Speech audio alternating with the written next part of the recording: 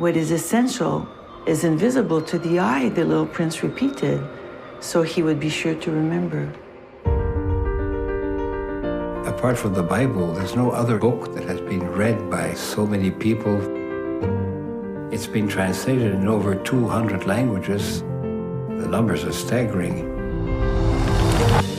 As with all great classics, it's a book that changes every time you read it. There are so many tales and so many myths, and it seems to transcend them all. Why? Why this huge success? The book begins with our narrator, the pilot, inspired to try to create something himself. A story becomes universal when something is also personal. Saint-Exupéry wrote and illustrated the book. This is a person who had flown missions during the Second World War. He traveled immensely and knew something about the universality of loneliness. Saint-Exupéry sat his nieces and nephew on his knee and told stories about meeting a little prince in the desert. He was able to translate all of that into a simple, distilled tale. The little prince is wondering, what's going to become of me? The little prince takes off on his intergalactic journey. There's a passion in The Little Prince, which is probably a direct carryover from its author. There's an innocence that trails him around, which many of us outgrow, and he never did. You have to grow up. You can't stop the clock. But you have this ability to tap back into that more innocent, more pure time in your life. No matter what your interpretation of the book is, that resonates. He is an acclaimed filmmaker, writer, actor, director, and of course, former professional hockey player. He is Charles Officer. How are you? I'm so well. How are you? I'm good. Good. So we are here, Mr. Officer, we are here at the Carlton Cinema. Tell me why. Well, we're here at the Carlton Cinema because my feature documentary film, Invisible Essence, The Little Prince, is having its opening night premiere here, which is March 15th, 2019. Yes, that's today. So we're opening today, and we'll be running here. We just had a very successful run at Hot Dogs. Ted Rogers Cinema, and now we've been extended, and we're now opening here. So what was the Hot Dogs reception? What was that like for you? Apparently it was good. I mean, a week ago we opened there. I was really blown away by the fullness of the cinema, which is what you want to see as a filmmaker. And we had a really, really great opening night, and as well, run during the week. So it's rare that a documentary feature gets, to run a little bit longer than a week somewhere. Yeah, so we're very, very excited and grateful. You directed this documentary, Invisible Essence, The Little Prince. Yes. In your words, what is this documentary about? I would say that this documentary is about, the central attraction and subject of the film is the novella, The Little Prince, Le Petit Prince. So I would say in valuing and trying to respect the core values of what that book is about, I would say that this film is about love. I would say that this film is about our humanity and the pitfalls that we can succumb to no matter where we come from on this planet. And it's a bit of a cautionary tale. Yeah. Why did you want to tell this particular story? It was very important for me to, at the time, although the book and the magnitude of it and the popularity made me a little nervous, I felt like, Obama was this end of this term was happening, politics in Canada was shifting as well, and there's so much going on in our world, violence and war and sexism, racism, and all this stuff that's been around long before I got here. But particularly in this generation, this particular time, it's such a high, visible, place right now, and I felt like we could more than anything, be reminded about what it feels like to connect with your heart again. A story that actually speaks to love and respect and your friendships and what makes someone unique and why they're special to you, rather than, swiping left and swiping right to the next one. When challenges arise. So I felt like the messaging of that book was the right time for me and possibly what I needed as an artist and a creator to be reminded of myself. Did you grow up on the book? Because I'll be honest, I've heard of the book. Yes. And I think that the 74 film version. Yes. But I never read the book, that sort of thing. Right. But so did you grow up on the book? No, I didn't grow up on the book. You see, I mean, there's an interesting cultural thing, which is fascinating, where this book has penetrated transcended so many places. But for myself, my household, it was a Nancy. It was a different, fable, magic, realistic story and characters. I found it when I was in 21 and I was at OCAD, and I was there as well, exploring myself as an artist and my creativity and I didn't understand the book fully. Everything wasn't clear. But for some reason, at the end of this book, when I first time I read it, I was weeping. I was emotional. So it had some emotional effect on me. And then as I've, gone over the years and revisited the book, it's had different effect on me. And then it's different when you're reading something to make something too. You are analyzing, you're reading it so much. But I didn't grow up on it, but it spoke something to me. But now I have a whole other new relationship with it, which is pretty cool. It's one of the second most read book in the world or something. Yes, in next to the Bible. Other than the Bible. Yes. In tackling your documentary and the fact that it has such a global appeal, were you nervous, hesitant in regards to doing your documentary based on this book?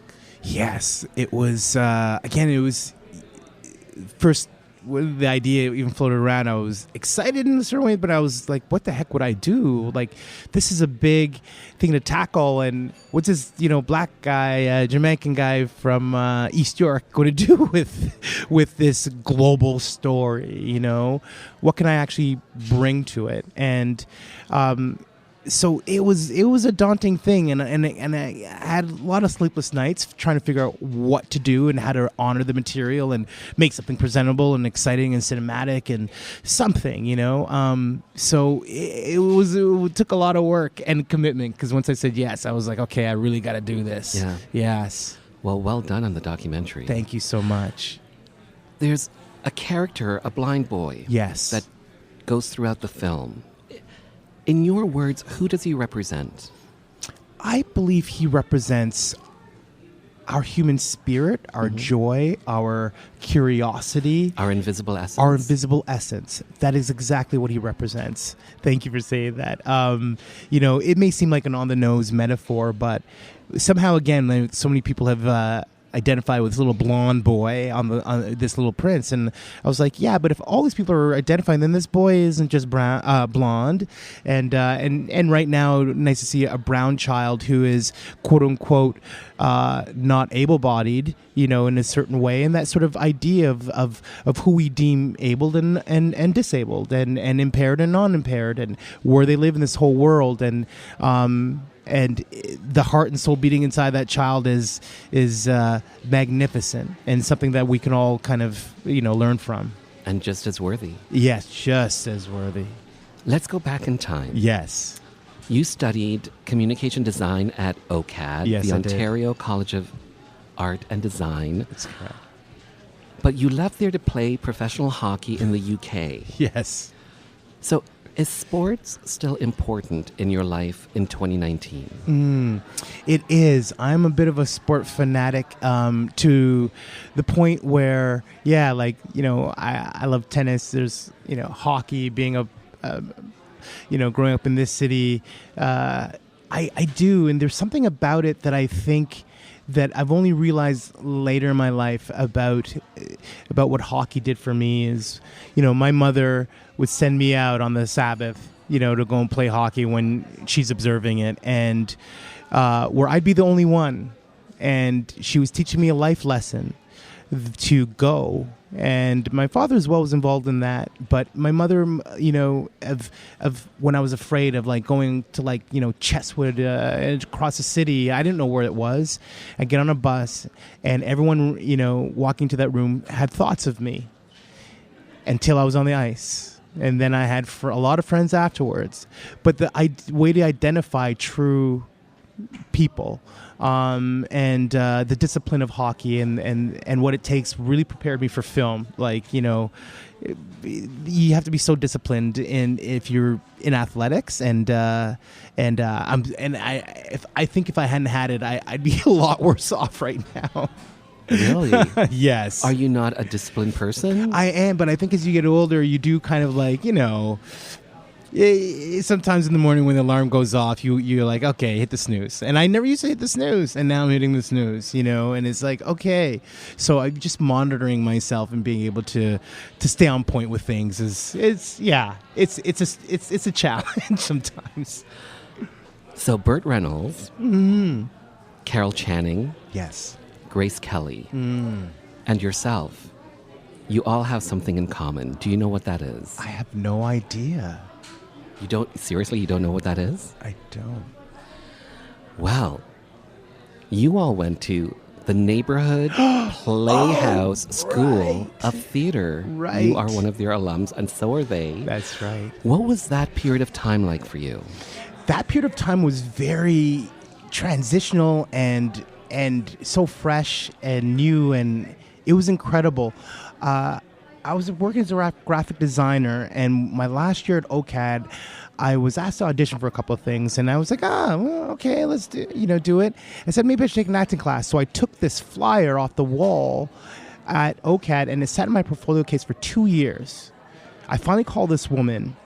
It took me another 4 months to kind of get in just to audit her class. I meet this woman, and within months of knowing her, she's like, you should go to the school in New York. And I'm like, what? I have a job. I'm a graphic designer. I'm like, and I went.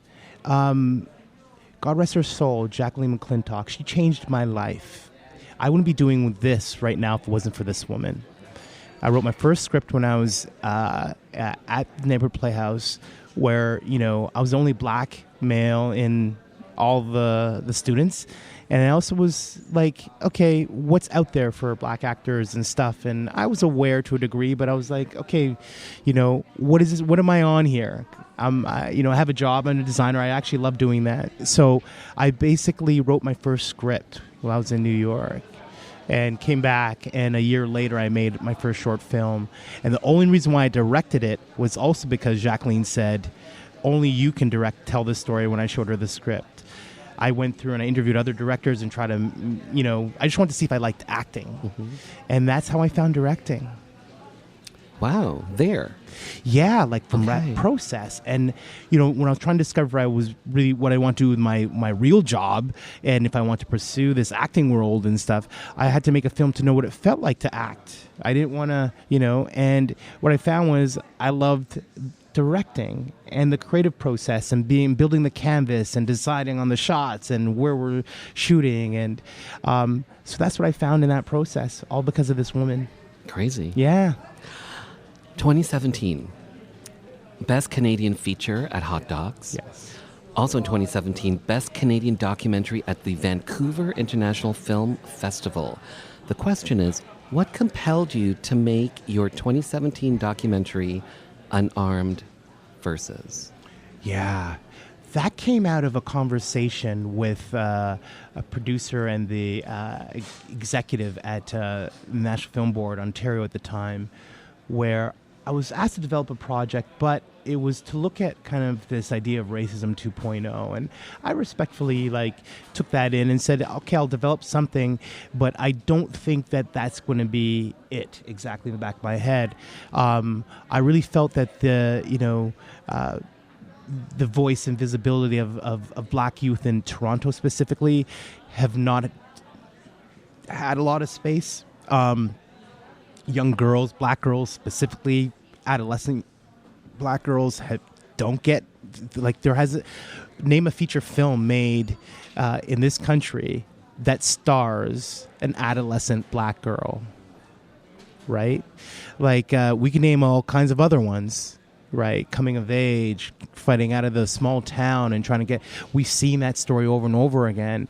What about the inner city story and the story about, those voices that are diamonds, quote unquote, in the rough, that otherwise, if we aren't pulling them out or giving them exposure, where are they going to go? It was important for me to explore that perspective in Unarmed Verses, and I was very inspired by, as well, Salman Rushdie's Satanic Verses. When I was also at OCAD, when I first read that book, I was blown away and terrified for this author and this man, this creator who told a story that people want to kill him. And it also gave me two feelings. It gave me a feeling, if I'm going to commit to doing this, I have to be prepared to kind of, quote unquote, you're so young and passionate, I'll be prepared to die for your, what you stand for. And also the fact that this is also the world that you're facing, that you could create something and say something that is honest and truthful and even fictionalized. And people are going to want to harm you for doing that. So it was like, okay, I learned a lot from that. And so that was also my homage to Unarmed Verses and the title Satanic Verses. I recently did an interview with Cameron Bailey. Okay. The new co-head of TIFF. Yes. And I asked him the same question. I'm also going to ask you, in 2019, in your opinion, Mr. Charles Officer, Mr. Officer, what is the state of Canadian filmmaking and Canadian films in 2019, in your opinion? I think that we can be bolder now. I think Canadians have proven that we have skills, that we could become really good at our craft to a degree, but I think we could be working on more challenging stories that push things. I don't buy the argument anymore, as I used to a little bit when I was younger and less experienced, that we have to just compete with Americans and we need to, if they put out a romantic comedy, we got to put like that sort of idea. I think we have such incredible stories that have not been told. And I think the state for me right now is that we've got to get on that. And the only way that that's going to happen as well is that, producers, writers, it's not just one, all in tandem have to find cohesiveness. Executives, financiers, the institutions, if we're having to set mandates in 2019 for gender parity and to end inclusion and diversity, it means that it hasn't been in our DNA. So let's get over it and let's recognize the fact that we have work to do, and skilled individuals. There are still some women who I see in this time right now that are jumping other women who've been at it longer and have experience, but also maybe they're not the right color. Wow. So that's a crazy statement. I'm making a crazy statement. And I see this because the problem is, as well, I'm going to be bold, not even bold, I'm not even saying bold, I'm just going to speak the truth, that, again, with these mandates and these ideas, shows and projects will want to hire people of color and women on their projects. What about handing and offering the space for those individuals you're going to hire for your projects? How about supporting them to do their projects and let them lead? Right. Yeah. And that's where I find that that balance has to shift. Invisible Essence, The Little Prince. Yes. What's coming up for you and this film in regards to Canadian cinema and streaming services, that sort of thing? Yeah, so we're going to continue our theatrical run across the country, which is pretty exciting. That'll probably go for the next couple of months. We're coming out to Ottawa and Calgary and Edmonton and Vancouver and possibly Quebec and Montreal and some London, Ontario, Guelph. We're doing some spots, so it's really exciting. Once we get through the end of that run, then we're looking at an iTunes release. I'm sure we're going to hit up some on-demand outlets. We're hoping that we'll sell to Netflix Canada as well. In the States and in other territories across the world, the film is available on Netflix there. And then we're excited. Jake Yanowski and I, my producing partner, we're preparing to shoot my next fiction film in May, called Akila's Escape, that's going to star Saul Williams, who's an incredible poet and artist and actor and musician. And we're really excited about that as well. And in a nutshell, what's that story sort of like? It's a crime noir about fathers and sons, and it spans from Jamaica, New York, and Toronto. Wow. We haven't drawn that connection yet in cinema. And we're going to talk about the mythology of boys and men. Wow. Yeah. There are a lot of Caribbean Canadians, aren't there? Absolutely. I'm one of them. I'm one of them. Beautiful. Me too. That's too beautiful. Charles Officer, thank you for your time. Thank you so much for having me. I really appreciate it.